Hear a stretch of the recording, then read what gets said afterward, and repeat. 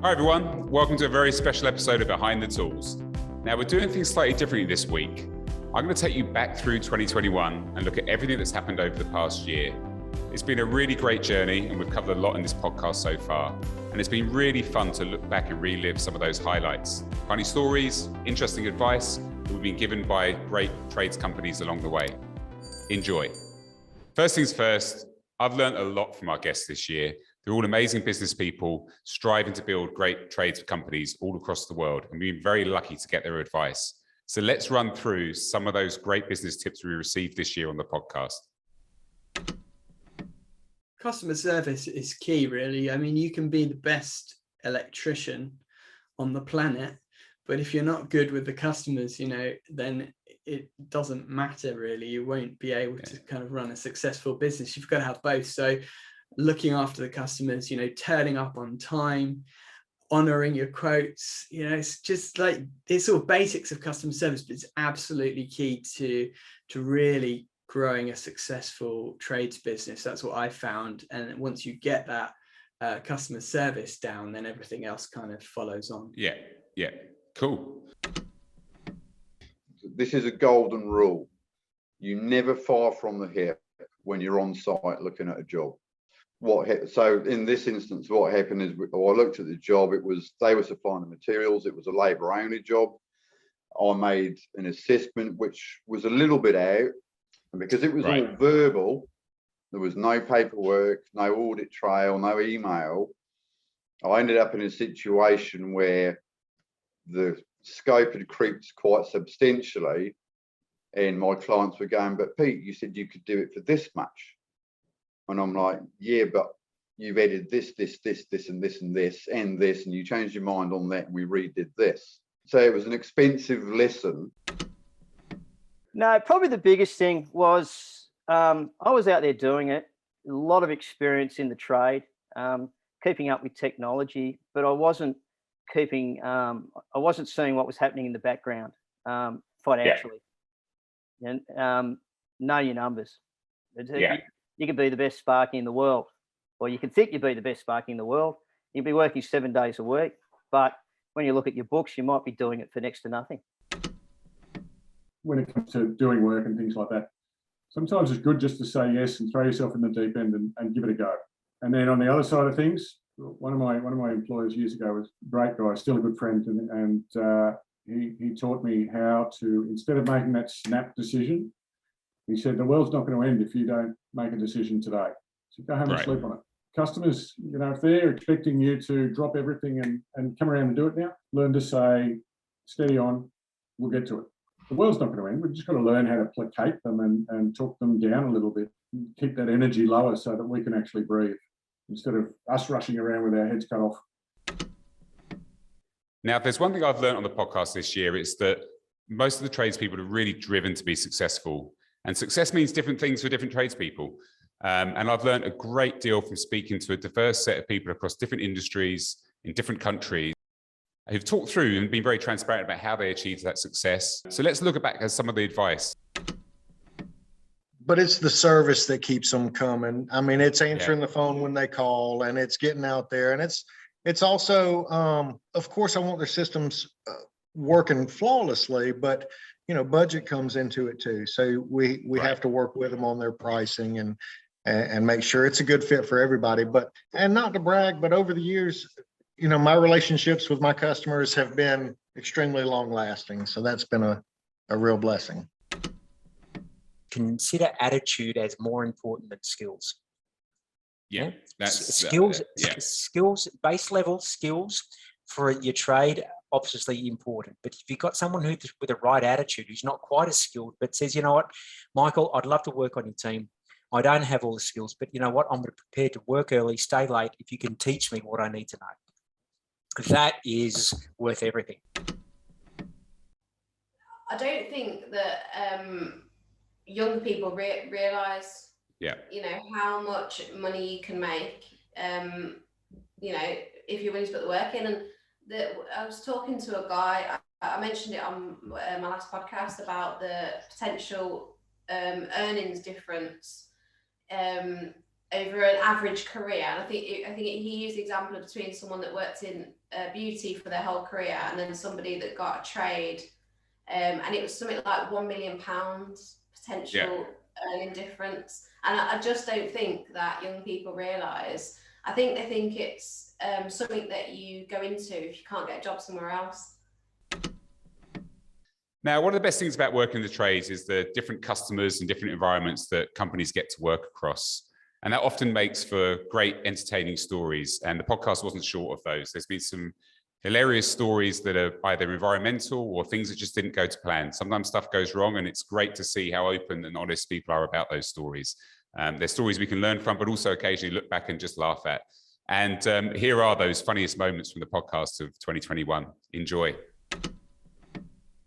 We had one Airbnb that we were working in where the landlord didn't tell us there was someone staying there. And that was a bit embarrassing because I started drilling in the kitchen and then they came out of the bedroom like scantily clad going, what the heck is going on? We're trying to have a holiday here. So needless to say, I didn't work for that landlord anymore after that. It was a few years ago. We were fixing a pump next to an effluent pond on a cow shed. So it's where all the effluent from the cows go. And he was kneeling down fixing something, and I dropped a great big boulder in next to him, and he got covered. Nice. Did he work for the rest of the day like that? Did he get changed? He got to go home and have a shower. Oh, he did get We both did. So he was working on a job for a lady, and he was there all week, and she was making him food every day, making him lunch, and he thought it was brilliant. At the end of the job, when he put his invoice in, she sent him an invoice for all the food he'd had. It's brilliant. How much was the invoice roughly per day? How much was she charging for cooking? I think she charged him £5 a day for the food. At my first company, we did all the prisons around Adelaide. There was a pretty funny story once that he was my old boss when he was my tradesman there. One of the whole divisions was blocked up. They feed their blankets down the toilets to block the prison up, so they can get out or get yard time or whatever. And we were there trying to unblock it, and I just remember we were pulling this bed sheet out with our multi grips from the bottom of the stack, and then it finally let go, and we both jumped out the way.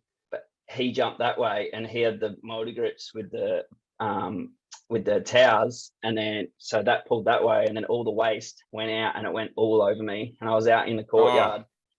And I had all these prison guards just squirting me off with the hose. It was all just stuck in my leg hair. And then I had to go home, clean up, have a shower, and then had to come back into work. Oh no. It was a circuit that was tripping an RCD, so a safety switch. It was a bit of an elusive fault. So tested the circuit, and it was down to earth. And then I'd go to a different room, the fault was gone. And I was starting to break down the circuit and trying to isolate the fault. The fault would just disappear. Ended up after about 3 hours of chasing this fault, and I could have my meter on the cable, and it would show the fault. 5 seconds later, the fault would disappear, and then it would come back. It was that quickly coming and disappearing, and I've never seen anything like it. It turned out that a possum had crawled down inside the wall, chewed the cables, and as he was moving, he was shorting the cables. We called a pest guy, and he put a trap in the roof with some bait that I think they said he used apples. It was some sort of fruit. Apparently possums love. Yeah. Possum actually crawled itself up out of the wall. It was a brick cavity wall. It got itself out of the wall, back up into the roof, and they released him. I went back and repaired all the cable and reinstated the circuit. So bit of a random one. I'll probably never see that one again in my career. Now, it's always good to have a laugh, but sometimes we know that actually running a small business can be stressful and can put a lot of pressure on people, both if you're a sole trader or if you're running a bigger company. And striking that balance with mental health and the pressure that comes with work is really, really important. And I was really appreciative, actually, and felt very lucky at how open and transparent the people were on the podcast with where they've experienced challenges, how they've addressed those. And here are some of the tips we're going to share now around how they address mental health in the trades and how to take care of yourself when you're on and off the tools. Talking about, as a man, talking about my feelings, I would never have done that in my personal life to my friends and family. Yeah. But I found doing it on social media, I just found it easier, and putting it on my YouTube then got so many guys going through the same thing. And then I got them to talk to each other and giving each other advice on, you know, how to sort of deal with it. Because like I've said on numerous occasions on my social media, whatever you're going through as a tradesman, someone else has gone through it and come out the other side better, or is going through it. So you've got to realize you're not on your own. And I think that helps people to know that they're not the only one. If anybody that out there that is struggling and you trust someone, tell them how you're feeling and what that looks like. Because, you know, as we say, mates, a problem shared is a problem halved. If we can keep on halving that problem and sharing it, then hopefully we can reduce that impact that's, you know, what's happening for them. So that's my bit of advice. And if there is a helpline and you know someone, reach out, because, you know, we're about looking after our men and women and making sure that, you know, we can, you know, string a few more sunrises for them, that it becomes back, you know, back to normal again. You know, that's all we're trying to do. And I think also, like, the trades industry has really put itself in a position where people are really struggling due to, you know, hard work conditions, a real macho sort of, you know, identity. People think that the rougher and harder and stronger, you know, the tougher you are, you know, the better bloke you are. But it's so far from the truth. And I think we're slowly starting to see those changes, right? Which is really cool. You know, people just need an opportunity to be able to talk about this stuff. And once they do, and once you let people know that's, you know, gone on and that's how you feel, other people then feel empowered to tell their own story, right? Running your own business is not easy. The last 18 months have taken its toll on a lot of us. And I would say is we all need to make sure that we go and enjoy ourselves. I get nagged because I don't. Hence, you know, you've just got to make sure you make time and go and have fun. You know, really go and have fun. Go and see family. Go and see friends. You know, go and do stupid things. Work is work, but make sure you make time for your family and make sure you make time for you.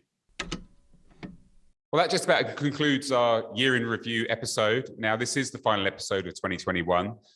First, I want to thank all of you for listening and following us throughout the year. I really hope you enjoyed the podcast. Without you, we wouldn't be able to do this. And it's been a real privilege to be able to speak to so many different business owners across the world, actually, about their businesses, enjoying their transparency, some of the tips and tricks, and just generally great advice and some real decent discussions about what it means to be in the trades.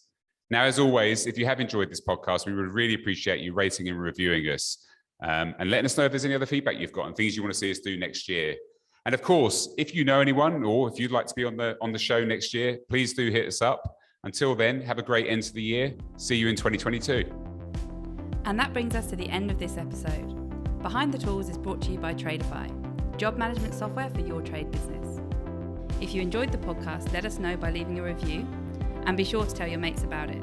Email behindthetools@tradifyhq.com if you or someone you know would be keen to join the show as a guest.